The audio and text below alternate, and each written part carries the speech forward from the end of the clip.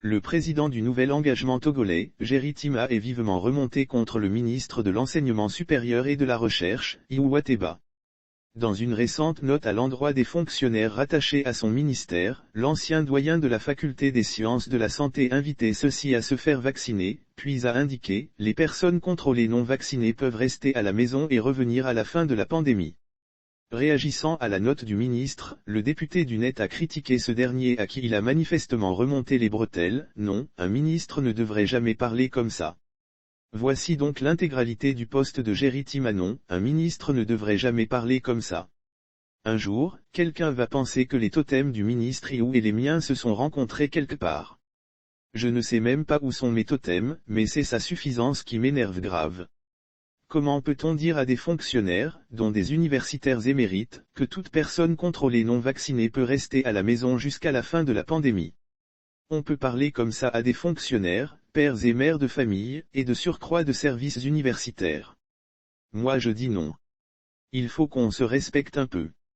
Aujourd'hui, le drame que sème la Covid-19 à travers le monde exige empathie, mansuétude, commisération et compassion. Aujourd'hui, les services et directions sous la tutelle de l'enseignement supérieur ne se limitent pas aux 2 universités de Lomé et Kara mais dans plusieurs régions du Togo. Peut-on nous garantir que même si tout ce personnel décidait de se faire vacciner, les vaccins seront disponibles en quantité avant le 15 septembre prochain? Aujourd'hui, les personnes éligibles au vaccin sont les étudiants ayant 20 ans au moins. Plusieurs de nos enfants entrent à l'université moyennement à 18 ans, quid de cette population qui n'a pas encore accès au vaccin? La population estudiantine des 2 universités va bientôt atteindre 80 000 étudiants. Avons le moyen de faire vacciner tous ces étudiants avant le 15 septembre.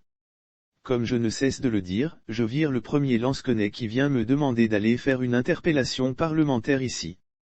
Mes écrits ici ne m'ont jamais empêché de faire mon travail parlementaire. C'est Djewa. Yoa. Personnellement, je n'ai rien contre ce ministre. Il y a quelques années, il frayait avec nous dans l'opposition. La Covid-19 est venue bousculer un peu les cartes. Mais il ne faut pas non plus être plus royaliste que le roi. La communication du gouvernement fait plus preuve d'empathie et de respect de la personne humaine.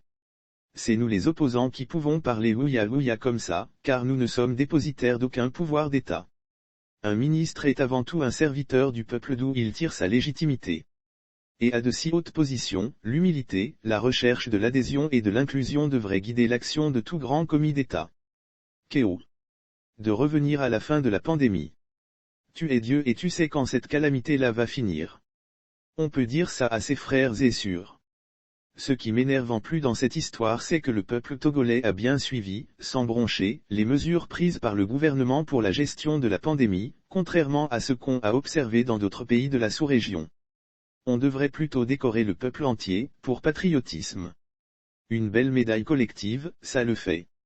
Yahweh. Donnez-moi votre avis cette autre affaire-là. Petit pays là aime trop les palabres. Quand on ferme une page, une autre s'ouvre. Dieu merci, ça fait longtemps je n'ai plus installé de lampadaire.